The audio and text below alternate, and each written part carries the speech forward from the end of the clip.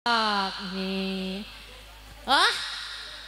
Podang kuning. Kutut Manggung. Lagi kok dino iki permanukan kabeh. Oke. Engko kari dhewe sing nom-nom Cak Rawa. Dadi wis pepak. Makarya sesarengan rencang-rencang Abagura terima kasih. Rencang-rencang Pari Keset ugi matur sembah nuwun. Nadyan wujud temo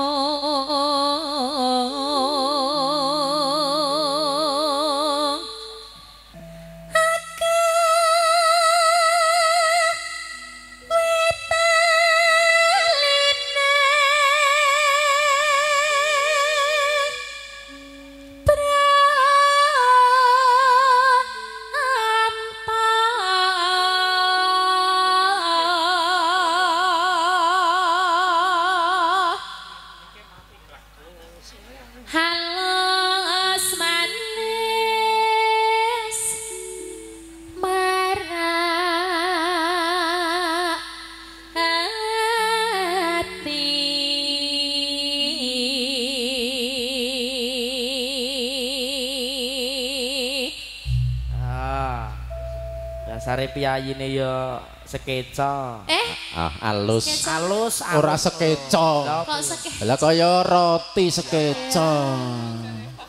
Senengane lho Mas Bambang. Nah, sekeca swantenipun. Ngoten digenahke Mas Bambang. Kok sekeca kaya pun tau ngicipi. Lha swantene Mbak Indri. Sepo Mas. Ya. Tenane lho ta. Walah. Lah mergo? Regane.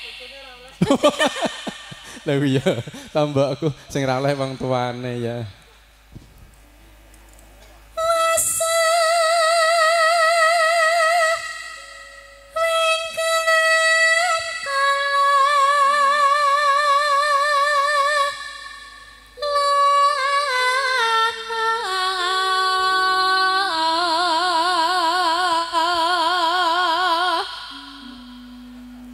Golek isi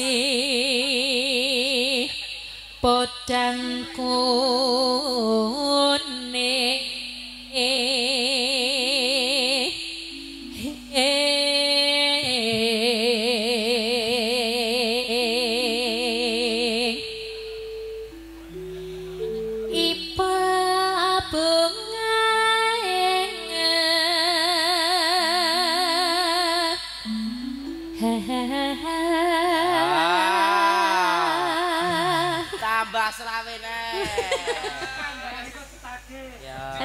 Alah gayane.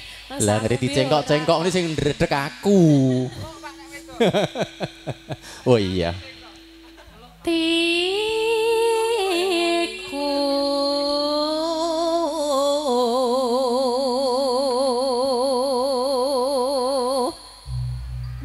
nyanding bisa dadi